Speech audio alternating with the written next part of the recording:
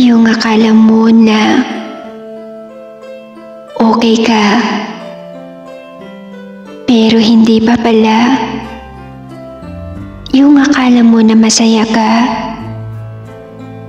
yung akala mo na kaya mo na ulit, pero ramdam mo pa rin yung sakit. Ang hirap pala yung ganito. Ang hirap pasanin lahat yung sakit.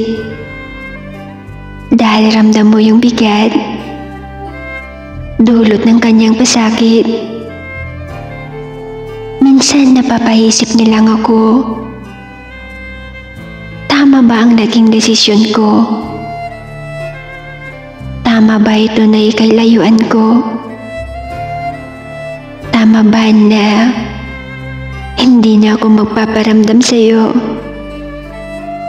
O magpapakatanga na lang ako at magbubulag-bulagan na lang sa sobrang pagmamahal ko sa'yo?